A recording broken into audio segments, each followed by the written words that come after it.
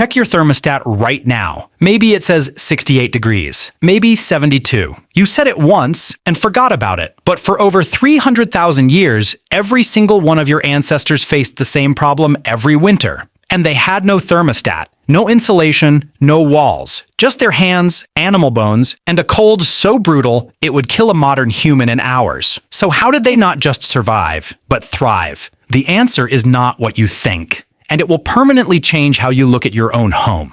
Let's start with what the cold actually felt like. We're talking negative 40 degrees Fahrenheit on the Eurasian steppe. Not the cold you feel walking to your car. The kind of cold where exposed skin begins to die within minutes, where breathing hurts, where the wind doesn't just chill you, it hunts you. A modern human dropped into an ice age winter without preparation would likely be dead before sunrise. The popular image is always the same. Shivering cave people hunched around a small fire, barely making it through the night. But archaeology tells a completely different story, a story of engineers. Here is the first thing archaeology got wrong about your ancestors. They mostly didn't live in caves. At Kostroma in Russia, dating back 800,000 years, researchers found circular depressions, up to 8 feet deep, 12 feet across. These weren't natural formations. Tool marks in the soil proved they were deliberately excavated to those exact depths. Why? Because at 6 to 8 feet below the surface, the ground temperature stays 20 to 30 degrees warmer than the air above. Your ancestors didn't fight the cold,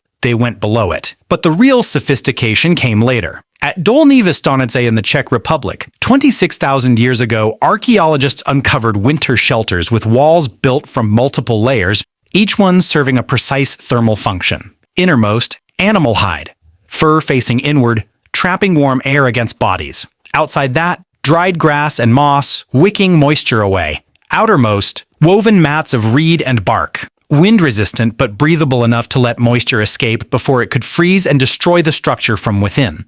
This wasn't primitive guesswork. This was deliberate, layered thermal engineering, the exact same principle behind the insulation in your walls today. Modern construction uses vapor barriers, insulating foam, and weatherproofing. Your Ice Age ancestors used hide, moss, and bark. The materials were different. The physics were identical. Now here's where it gets extraordinary. In Ukraine and Russia, at sites like Mezherysh and Kostenki, researchers discovered something that stopped archaeologists cold the first time they saw it. Houses. Not caves, not windbreaks. Actual engineered buildings, built entirely from the bones of woolly mammoths. Picture this. Mammoth skulls, each weighing over 200 pounds, used as foundation blocks. Curved tusks arranged into dome-shaped frameworks. Hundreds of smaller bones filling the gaps, providing structural support. The whole structure covered in layers of stitched mammoth hide, thick enough to block wind, shaped precisely enough to shed snow. That is not survival instinct, that is architecture. And experimental reconstructions of these houses have confirmed what the archaeology suggested. A properly built mammoth bone house could maintain interior temperatures 40 to 50 degrees warmer than the outside air, using only modest fires. Modern Arctic shelters with industrial insulation and electric heating often perform no better. Let that sink in. Stone Age builders, using only bones, hide, and stone tools, matched the thermal performance of modern Arctic engineering, but none of this worked without fire. And fire wasn't just warmth, it was the entire operating system of Ice Age winter life. The heating systems inside mammoth bone houses were sophisticated by any standard. A central hearth provided primary heat. Smaller secondary hearths were positioned around the perimeter, creating warm zones for specific tasks. Food preparation here, tool making there, infants and elderly nearest to the warmest spots. The layout wasn't random, it was planned. In the treeless steppe, wood was not always available, so your ancestors developed an alternative fuel system. Mammoth dung, dried and prepared. Bone, processed to maximize burn efficiency. Chemical analysis of hearth residues shows these fuels were deliberately treated, not just thrown on a fire, but engineered for specific heat outputs. They were not burning whatever they could find. They were managing fuel like a resource. And then there was ventilation. This is where modern Arctic engineers are genuinely impressed. Without proper airflow, moisture from breathing and cooking builds up inside any enclosed shelter. In sub-zero temperatures, that moisture freezes. The structure fails from the inside. Archaeological evidence at Kostenki shows carefully designed airflow systems. Small openings near ground level pulled in fresh air. Larger openings near the apex allowed warm, moisture-laden air to escape. Now here's the part most documentaries skip entirely. What happened inside these shelters after the sun went down? For hundreds of thousands of years, your ancestors went to bed at sunset and woke before dawn. But they didn't sleep the way you sleep. They slept in 2 phases, 4 hours, then a wakeful period of 1 to 2 hours, then 4 more hours until dawn. This wasn't insomnia. This was the default human sleep pattern, documented in historical records across dozens of cultures, and confirmed in a 1992 experiment by psychiatrist Thomas Ware, who found that when modern humans are removed from all artificial light for a month, every single participant automatically returns to this same 2-phase pattern. Anthropologist Polly Wiesner spent years studying the Yuhuansi Bushmen of the Kalahari, one of the last groups on Earth still living close to the original human pattern.